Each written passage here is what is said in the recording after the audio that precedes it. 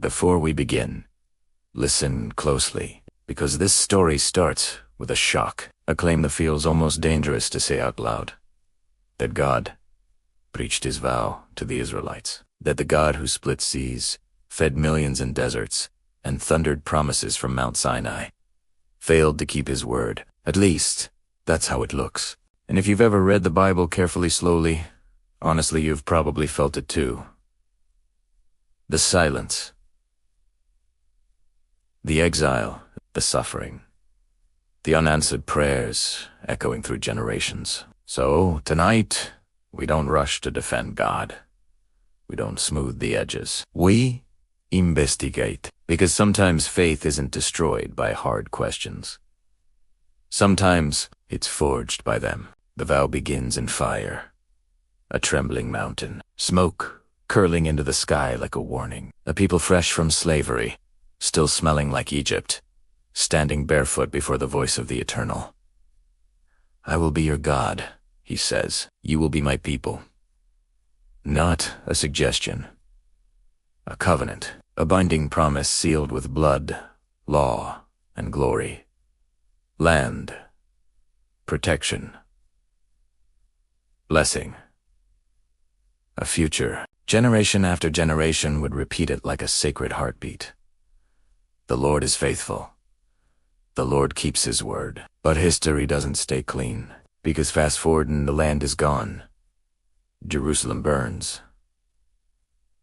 The temple collapses stone by stone. Children are marched into exile. Kings are humiliated. Prophets are killed. And the haunting question rises from the ashes.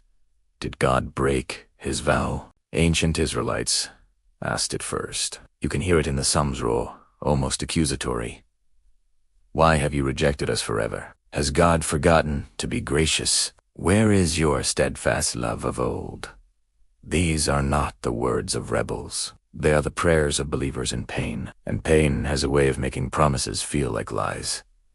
From an investigative lens, the evidence seems damning. God promised protection, yet foreign armies invaded. God promised land, yet his people were uprooted. God promised blessing, yet they starved, wept, and vanished into foreign empires. If this were a modern courtroom, the charge would be clear.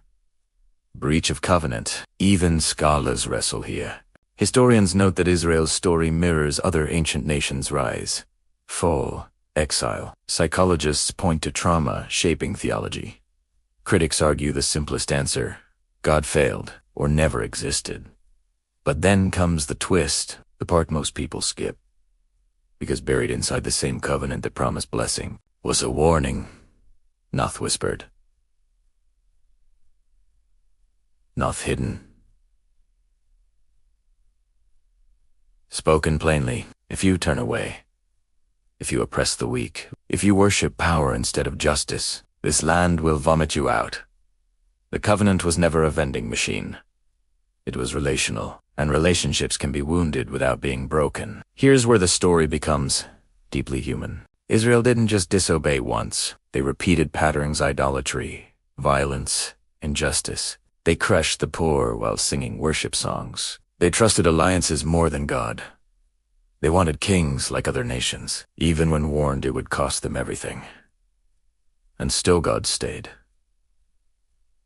Sending prophets, sending warnings, sending mercy before judgment, until mercy itself was ignored. So when exile comes, it isn't God abandoning Israel. It's God allowing consequences he had already wept over. That changes the question. Not did God breach his vow, but what kind of vow was it? Here's the uncomfortable truth. Many missed. God's promise was never, nothing bad will happen to you. It was, I will not abandon you. And those are not the same thing. Exile feels like abandonment until you notice something strange.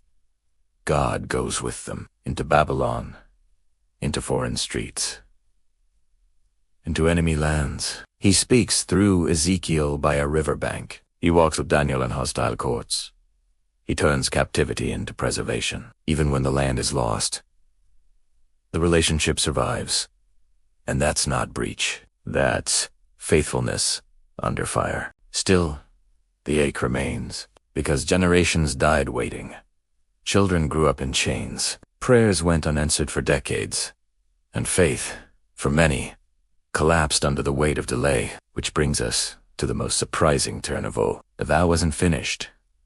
It was unfolding. The prophets began whispering about a new covenant not replacing the old, but fulfilling it deeper than land or borders. Not written on stone, but on hearts. Not limited to one nation, but open to the world. And then centuries later, God does something no one expected.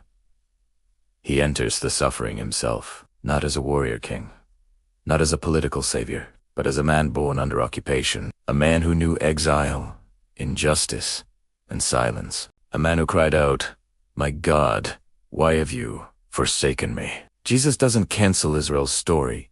It carries Italiano. Every broken promise Israel felt. He absorbs every exile. He experiences every unanswered prayer. He echoes, and in resurrection, he reframes the vow entirely. Not "you will never suffer," but "suffering will not have the final word." So did God breach his vow to the Israelites. If the vow was about comfort, maybe it felt like it. If the vow was about control, certainly not. But if the vow was about presence, about faithfulness, beyond failure, about redemption that survives even betrayal, then no, the vow held, even when it hurt, even when it looked broken. And that's the part that lingers, because maybe the real danger isn't that God breaks his promises. Maybe it's that he keeps them in ways we don't recognize. Ways that pass through loss before restoration, through silence before meaning, through death before life. And if you're watching this, carrying your own unanswered prayers, your own sense of divine absence, then this story is an ancient history. It's a mirror, because the God of Israel is still the God who walks into exile with his people.